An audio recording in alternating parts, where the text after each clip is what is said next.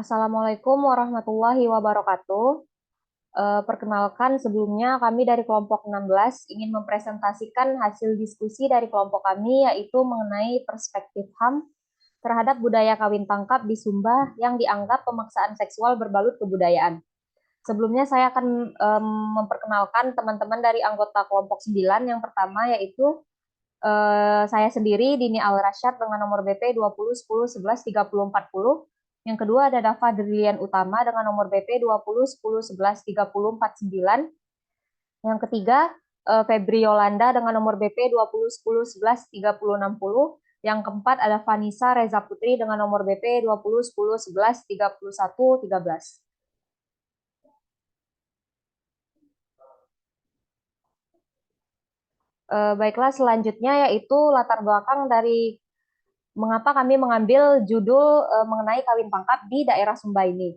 Jadi di dalam tradisi lama Sumba, tradisi kawin tangkap tidak serta-merta bisa dilakukan, di mana tradisi kawin tangkap biasanya dilakukan oleh keluarga kaya karena terkait dengan mahar yang harus dibayarkan pada pihak perempuan mahal. Namun tradisi kawin tangkap yang terjadi sekarang sudah melenceng dan tidak sesuai lagi dengan tradisi. Kawin tangkap sekarang lebih mirip penculikan dan mempermalukan perempuan serta melecehkan tradisi yang turun-temurun ada di Sumba.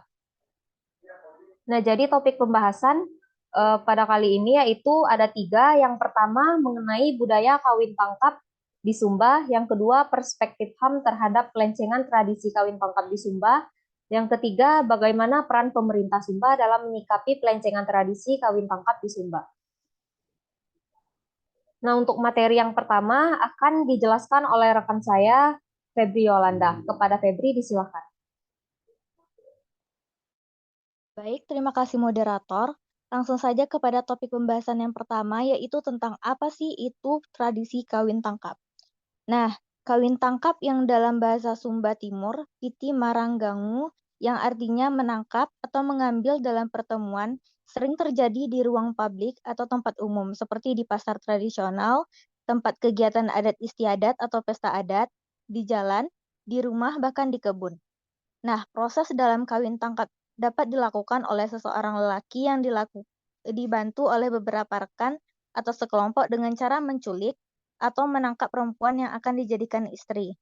Pada saat perempuan ditangkap untuk dijadikan istri, maka perempuan yang akan menjadi korban kawin tangkap tersebut tidak akan ditolong oleh masyarakat setempat karena masyarakat setempat merasa bahwa perbuatan tersebut adalah hal yang wajar dan sering terjadi di tengah-tengah masyarakat atau adat istiadat. Nah, di sini perempuan yang akan dianggap ditangkap sudah dipersiapkan, sudah didandani pakaian adat lengkap, dan pria yang akan menangkap perempuan itu juga sudah mengenakan pakaian adat dan menunggang kuda Sumba yang berhias kain adat. Nah, setelah perempuan ditangkap, pihak orang tua lelaki langsung membawa 1 ekor kuda dan sebuah parang Sumba ke pihak perempuan sebagai simbol permintaan maaf dan mengabarkan bahwa si perempuan sudah ada di rumah pihak laki-laki. Jika adat ini sudah berjalan, tidak ada lagi persoalan di antara dua keluarga dan perempuan diperlakukan dengan terhormat sesuai tradisi Sumba. Jadi tidak ada paksaan dari pihak laki-laki ke pihak perempuan. Nah, selanjutnya masuk ke tahapan-tahapan penyelesaian kawin tangkap atau piti rambang suku Sumba. Yang pertama ada tahapan pencarian. Tahapan di mana keluarga perempuan mencari anak perempuannya yang telah diculik yang berada di rumah pihak laki-laki. Nah, yang kedua ada tahapan tutup malu. Keluarga laki-laki akan mengirim juru bicara adat yang diutus ke rumah pihak perempuan untuk memberitahu bahwa anak perempuan mereka telah berada di rumah keluarga laki-laki. Selanjutnya, ada tahapan masuk minta. Setelah perkenalan yang berarti meresmikan dan mengikat hubungan kekeluargaan antara pihak laki-laki dengan perempuan yang bersifat melarang berhubungan dengan pihak lain karena sudah menjadi kesepakatan dari kedua pihak yang disatukan melalui adat. Selanjutnya, ada tahapan tikar. Pihak laki-laki datang dan menyerahkan helis atau mas kawin yang telah disepakati bersama-sama yang bermakna bahwa keluarga laki-laki telah meminang pihak perempuan. Nah, yang terakhir yaitu ada tahapan agama. Tahapan di mana yang laki-laki maupun perempuan sudah beragama. karena sebagian besar masyarakat Sumba masih menganut aliran kepercayaan lokal Moruyu, maka langsung dilakukan tahap agama. Sekian dari saya kembalikan kepada moderator. Baik, terima kasih kepada Febri Yolanda untuk penjelasannya. Materi selanjutnya yaitu mengenai perspektif HAM terhadap pelencingan budaya kawin tangkap akan dijelaskan oleh rekan saya, Vanessa Reza Putri. Pada Vanessa, disilakan. Baik, terima kasih kepada moderator. Selanjutnya mengenai bagaimana perspektif HAM terhadap pelencingan budaya kawin tangkap. Dalam Undang-Undang Nomor 39 Tahun 1999 memberikan ketegasan terkait perkawinan yang dianggap sah ialah kedua mempelai melaksanakan perkawinan sesuai kehendak masing-masing, baik itu mempelai laki-laki dan mempelai perempuan. Secara praktik, yang terjadi zaman lampau, kawin tangkap yang terjadi di Sumba bisa saja laki-laki dan perempuan sudah saling berkehendak untuk saling membentuk keluarga, namun pihak ayah dari perempuan tidak menyetujui. Sedangkan kawin tangkap dalam praktiknya di era saat ini seringkali hanya atas dasar kehendak dari satu pihak saja, yaitu pihak mempelai laki-laki. Dari perspektif hukum hak asasi manusia, jelas mengatur bahwa tindakan apapun yang menimbulkan suatu penyiksaan dan ketakutan baik secara jasmani maupun rohani pada sesama manusia pun adalah suatu pelanggaran atas hak asasi manusia. Dalam pasal 1 Undang-Undang Nomor 39 Tahun 1999 tentang hak asasi manusia, memberikan pengertian terkait dengan pelanggaran seseorang atau sekelompok orang termasuk aparat negara, baik disengaja maupun tidak disengaja, mengambil atau mencabut hak asasi manusia, tidak adanya diberikan pengecualian dalam hal tersebut untuk sesama manusia melakukan tindakan yang merampas hak asasi manusia. Selanjutnya, praktik kawin tangkap menjadi tindakan yang merampas hak asasi seseorang jika itu dilakukan dengan pemaksaan dan kekerasan. Kedua, terdapat indikasi bahwa praktik adat itu di era saat ini sudah bergeser dari praktik adat yang murni dan tidak lagi sesuai dengan maksud dan proses pelaksanaan yang seharusnya. Pernyataan sikap secara tertulis dari masyarakat adat Marapu di Kampung Tarung bahwa kawin tangkap dengan kekerasan adalah bentuk penyalahgunaan adat. Selanjutnya, pernyataan ini juga dilandasi oleh pemikiran luhur orang Sumba bahwa perempuan mawine dilambangkan dengan orang feminim atau mamuli, yang artinya merupakan pintu masuk ke dalam rahim dan sifat kasih sayang perempuan.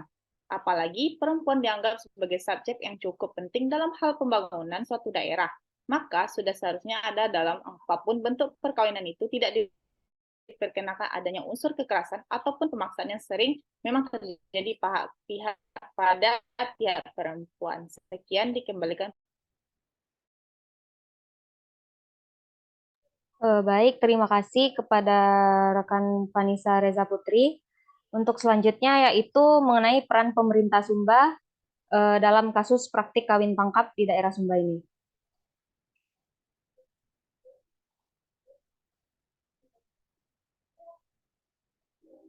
Dalam kasus praktik kawin tangkap di Sumba, maka pemerintah kabupaten atau kota Sumba di mana praktik tersebut sering dilakukan dapat mengatasi persoalan tersebut.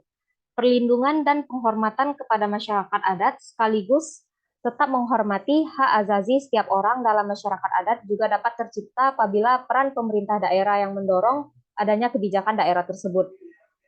Apalagi pemahaman bahwa hak masyarakat adat sebagai hak azazi manusia juga membawa konsekuensi hak tersebut harus dipenuhi, bukan saja diakui, dihormati, dan dilindungi. Hal ini dimungkinkan karena ketika pemerintah daerah memunculkan kebijakan yang ada dalam bentuk produk hukum daerah seperti peraturan daerah atau perda yang isinya terdapat pengakuan, perlindungan, penghormatan, dan pemberdayaan masyarakat hukum adat itu terutama dalam hal ini yang berkaitan dengan perkawinan adat. Pemerintah berkewajiban dalam hal mencegah akan adanya praktik perkawinan adat layaknya praktik kawin tangkap agar tidak menyimpang dari adat istiadat yang sudah seharusnya terjadi dan juga ada landasan hukum dalam hal mengatasi persoalan-persoalan serupa seperti kasus praktik kawin tangkap.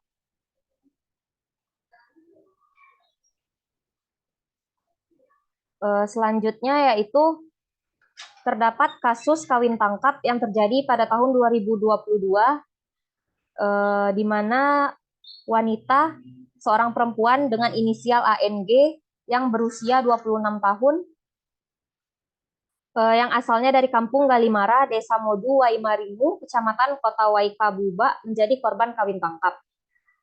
Jadi ANG ini diculik oleh seorang laki-laki yang berinisial LB dengan usia 29 tahun.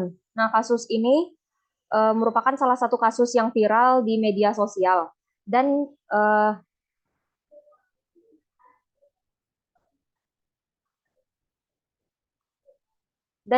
kasus ini sudah ditangani oleh Polres Sumba Barat. Nah, selanjutnya yaitu sebenarnya istilah kawin tangkap di Sumba ini sudah dihentikan sejak tahun 2020 lalu. 4 bupati di Pulau Sumba saat itu menandatangani kesepakatan bersama stop kawin tangkap yang masih terjadi waktu lalu. Bupati Sumba Barat yaitu Dr. Andes Agustinus Niga Dapawole menegaskan dari sisi budaya Sumba tidak mengenal adanya kawin tangkap. Yang benar menurutnya adalah kawin lari, di mana ia beranggapan bahwa secara tradisi budaya Sumba membolehkan hal itu terjadi. Ia juga beranggapan bahwa kawin lari terjadi bila kedua anak saling mencintai dan salah satu keluarga perempuan atau laki-laki tidak setuju.